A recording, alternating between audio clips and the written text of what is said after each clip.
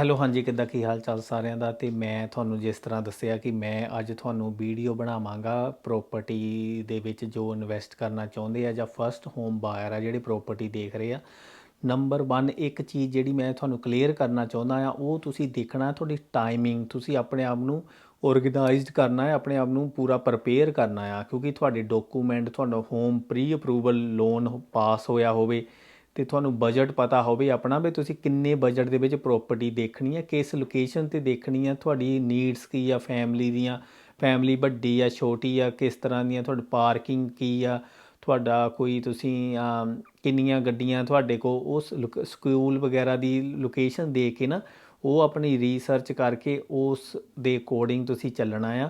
ਅਤੇ ਟਾਈਮਿੰਗ ਬਹੁਤ ਜ਼ਰੂਰੀ ਆ। ਜੇ ਤੁਸੀਂ ਥੋੜ੍ਹਾ ਲੇਜੀ ਰਹੇ ਵੀ ਮੰਨ ਲਓ ਮੈਂ ਹੌਲੀ ਹੌਲੀ ਕਰ ਲਵਾਂਗਾ ਅਤੇ ਉਹ ਓਪਰਚੁਨਿਟੀਆਂ ਮਿਸ ਬਹੁਤ ਜਲਦੀ ਹੁੰਦੀਆਂ, ਪ੍ਰੋਪਰਟੀਆਂ ਰਾਤੋਂ ਰਾਤ ਹੀ ਸੈੱਲ ਹੋ ਜਾਂਦੀਆਂ ਆ, ਕਿਉਂਕਿ ਬਾਹਰ ਬਹੁਤ ਡੈਸਪਰੇਟ ਰਹਿੰਦੇ ਆ ਅਤੇ ਕਾਫੀ ਇਨਵੈਸਟਰ ਵੀ ਆਉਂਦੇ ਆ ਅਤੇ ਬਿਲਡਰ ਵੀ ਆਉਂਦੇ ਆ। ਪ੍ਰੋਪਰਟੀਆਂ ਜਿਨ੍ਹਾਂ ਦੇ ਵੱਡੇ ਸੈਕਸ਼ਨ ਆ, ਸਬ ਡਿਵਾਈਡੇਬਲ ਆਪਸ਼ਨਾਂ ਆ, ਅਤੇ ਕਿਉਂਕਿ ਤੁਹਾਨੂੰ ਪਤਾ ਸੈਕਸ਼ਨਾਂ ਦੀ ਲੈਂਡ ਦੀ ਵੈਲਿਊ ਬਹੁਤ ਜ਼ਿਆਦਾ ਵਧੀ ਆ। ਓਬਵੀਅਸਲੀ ਬਿਲਡਅਪ ਕੋਸਟ ਵੀ ਆ ਪੈਂਡੈਮਿਕ ਤੋਂ ਬਾਅਦ ਕਾਫੀ ਵੱਧ ਗਈ ਆ ਪ੍ਰੋਪਰਟੀਆਂ ਦੀ। ਅਤੇ ਜਿਹੜੀਆਂ 2-3 ਚੀਜ਼ਾਂ ਜਿਹੜੀਆਂ ਤੁਸੀਂ ਮੇਨ ਦੇਖਣੀਆਂ ਨਾ, ਉਹ ਤੁਸੀਂ ਜਦੋਂ ਤੁਸੀਂ ਕੋਂਟਰੈਕਟ ਕਰਦੇ ਆ ਬਣਾਉਂਦੇ ਆ ਪ੍ਰੋਪਰਟੀ ਦਾ, ਤੁਸੀਂ ਆਪਣਾ ਕੰਡੀਸ਼ਨਲ ਆਫਰ ਵੀ ਪਾ ਸਕਦੇ ਆ, ਅਨਕੰਡੀਸ਼ਨਲ ਵੀ ਪਾ ਸਕਦੇ ਆ। ਕੰਡੀਸ਼ਨਲ ਆਫਰ ਦੇ ਵਿੱਚ ਤੁਸੀਂ ਕੰਡੀਸ਼ਨਲ ਰੱਖ ਸਕਦੇ ਆ ਕਿ ਤੁਸੀਂ ਲਿਮ ਰਿਪੋਰਟ ਲੈਣੀ ਆ। ਇੱਕ ਹੁੰਦੀ ਆ ਕੌਂਸਲ ਫਾਈਲ, ਇੱਕ ਹੁੰਦੀ ਆ ਲਿਮ ਰਿਪੋਰਟ। ਕੌਂਸਲ ਫਾਈਲ ਹੁੰਦੀ ਆ ਕਿ ਪ੍ਰੋਪਰਟੀ ਦੇ ਆਲੇ ਦੁਆਲੇ ਦੀ ਇਨਫੋਰਮੇਸ਼ਨ, ਕੋਈ ਇਹਦੇ 'ਤੇ ਕਿਸੇ ਤਰ੍ਹਾਂ ਦਾ ਕੋਈ ਪ੍ਰੋਪਰਟੀ ਦੇ ਐਕਸ਼ਨ ਕੋਈ ਤੁਹਾਨੂੰ ਫਿਊਚਰ ਦੇ ਵਿੱਚ ਪ੍ਰੋਬਲਮ ਪਾ ਸਕਦਾ ਹੋਵੇ, ਇਹ ਸਾਰੀਆਂ ਇਨਫੋਰਮੇਸ਼ਨ ਹੁੰਦੀਆਂ ਆ ਆਪਣੇ ਕੌਂਸਲ ਫਾਈਲ ਦੇ ਵਿੱਚ। ਅਤੇ ਲਿਮ ਰਿਪੋਰਟ ਦੇ ਵਿੱਚ ਹੁੰਦੀ ਆ ਪ੍ਰੋਪਰਟੀ ਦੇ ਰਿਲੇਟਡ ਸਾਰੀ ਇਨਫੋਰਮੇਸ਼ਨ ਕਿ ਕੌਂਸਲ ਦੇ ਵਿੱਚ ਇਸ ਪ੍ਰੋਪਰਟੀ ਦੇ ਰਿਲੇਟਡ ਜੋ ਵੀ ਇਨਫੋਰਮੇਸ਼ਨ ਆ ਅੱਜ ਤੱਕ ਦੀ, ਉਹ ਤੁਹਾਨੂੰ ਉਹਨਾਂ ਨੇ ਜੋ ਵੀ ਕੰਸੈਂਟ ਆ, ਜੋ ਵੀ ਅਪਰੂਵਲਸ ਲਈਆਂ ਹੋਈਆਂ ਆ ਪਾਸਟ ਓਨਰਾਂ ਨੇ, ਜਿੰਨੇ ਵੀ ਓਨਰ ਰਹੇ ਆ, ਉਹ ਸਾਰੀ ਇਨਫੋਰਮੇਸ਼ਨ ਉਹ ਤੁਹਾਨੂੰ ਪ੍ਰੋਵਾਈਡ ਕਰੂਗੇ। ਰੇਟਸ ਕੋਈ ਪੈਂਡਿੰਗ ਰੇਟਸ ਰਹਿੰਦੇ ਆ, ਟਾਈਟਲ 'ਤੇ ਕੋਈ ਕਿਸੇ ਤਰ੍ਹਾਂ ਦਾ ਇਸ਼ੂ ਤਾਂ ਨਹੀਂ, ਇਹ ਸਾਰੀ ਲਿਮ ਰਿਪੋਰਟ ਦੇ ਵਿੱਚ ਆ ਜਾਣੀ ਆ। ਅਤੇ ਦੂਸਰਾ ਹੈਗਾ ਬਿਲਡਿੰਗ ਰਿਪੋਰਟ। ਤੁਸੀਂ ਆਪਣੇ ਬਿਲਡਰ ਤੋਂ, ਆਪਣੀ ਚੋਇਸ ਆਫ ਬਿਲਡਰ ਤੋਂ ਪ੍ਰੋਪਰਟੀ ਨੂੰ ਚੈੱਕ ਕਰਵਾ ਸਕਦੇ ਆ ਚੰਗੀ ਤਰ੍ਹਾਂ ਵੀ ਮੰਨ ਲਓ ਇਹਦੇ 'ਤੇ ਕੋਈ ਫੋਲਟ ਤਾਂ ਨਹੀਂ, ਕੋਈ ਲੀਕਿੰਗ ਤਾਂ ਨਹੀਂ। ਲੀਕਸ ਹੋਮ ਇੱਥੇ ਸਭ ਤੋਂ ਵੱਡੀ ਮੇਜਰ ਪ੍ਰੋਬਲਮ ਆ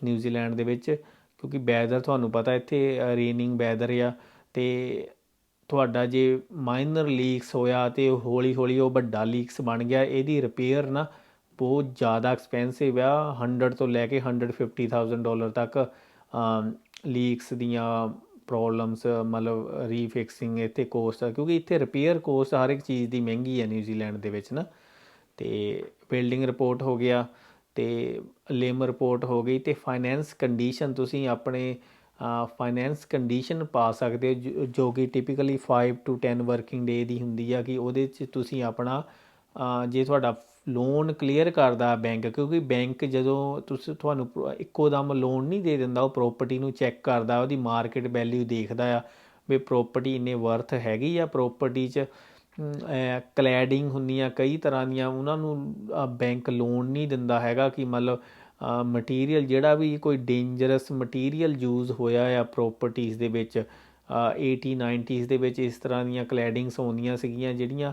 ਕਿ ਮਤਲਬ ਵੈਦਰ ਮਤਲਬ ਇਹਦੇ ਲੀਕਿੰਗ ਦੀ ਪ੍ਰੋਬਲਮ ਆ ਜਾਂਦੀ ਹੈ ਉਹਦੇ ਵਿੱਚ, ਉਹਨਾਂ ਨੂੰ ਬੈਂਕ ਲੋਨ ਬਹੁਤ ਮੁਸ਼ਕਿਲ ਨਾਲ ਦਿੰਦਾ ਆ। ਤੁਹਾਡੇ ਕੋਲ ਕਿੰਨਾ ਪਰਸੈਂਟ ਡਿਪੋਜ਼ਿਟ ਆ, 10% ਆ, 20% ਆ, ਉਹਦੇ 'ਤੇ ਵੀ ਡਿਪੈਂਡ ਕਰਦਾ ਆ। ਅਤੇ ਇਹ ਸਾਰੀਆਂ ਚੀਜ਼ਾਂ ਪਾ ਕੇ ਤੁਸੀਂ ਕੰਡੀਸ਼ਨਲ ਆਫਰ ਤੁਸੀਂ ਦੇ ਸਕਦੇ ਆ। ਫਿਰ ਤੁਸੀਂ ਅਤੇ ਤੁਹਾਡਾ ਲੋਅਰ ਇਹ ਸਾਰੀਆਂ ਕੰਡੀਸ਼ਨਸ ਦੇ ਅਕੋਰਡਿੰਗ ਵਰਕ ਕਰਨਾ ਆ। ਉਹਦੇ ਚੈੱਕ ਕਰਨੀਆਂ ਵੀ ਤੁਹਾਡੀਆਂ ਸਾਰੀਆਂ ਸੈਟਿਸਫਾਈਡ ਜਦੋਂ ਹੋ ਜਾਂਦੀਆਂ ਆ ਨੀਡਸ, ਵੀ ਤੁਸੀਂ ਹੈਪੀ ਆ, ਅਤੇ ਤੁਹਾਡੀ ਪ੍ਰੋਪਰਟੀ ਬਣ ਜਾਂਦੀ ਹੈ ਅਨਕੰਡੀਸ਼ਨਲ। ਅਤੇ ਟਾਈਮ ਜਿੰਨਾ ਵੀ ਤੁਸੀਂ ਡਿਪੋਜ਼ਿਟ ਲਿਖਿਆ ਆ 5% 10% ਉਹ ਤੁਸੀਂ ਪੇ ਕਰਨਾ ਹੈ ਟਰਸਟ ਅਕਾਊਂਟ ਵਿੱਚ। ਅਤੇ ਫਿਰ ਹੋਣੀ ਆ ਤੁਹਾਡੀ ਸੈਟਲਮੈਂਟ ਡੇਟ ਦੀ ਵੇਟ ਕਰਨੀ ਆ। ਸੈਟਲਮੈਂਟ ਡੇਟ ਤੋਂ ਪਹਿਲਾਂ ਇੱਕ ਇੰਪੋਰਟੈਂਟ ਈਵੈਂਟ ਆਉਂਦਾ ਹੈ ਪ੍ਰੀ ਸੈਟਲਮੈਂਟ ਇੰਸਪੈਕਸ਼ਨ।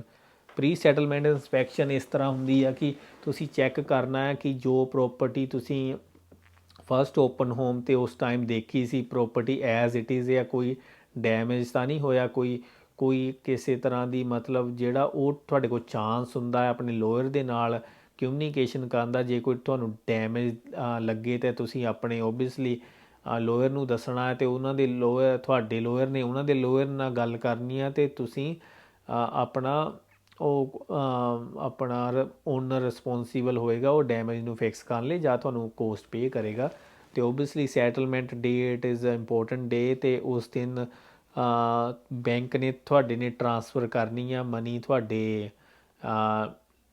ਲੋਅਰ ਨੂੰ, ਅਤੇ ਲੋਅਰ ਨੇ ਕਰਨੀ ਆ ਉਹਨਾਂ ਦੇ ਲੋਅਰ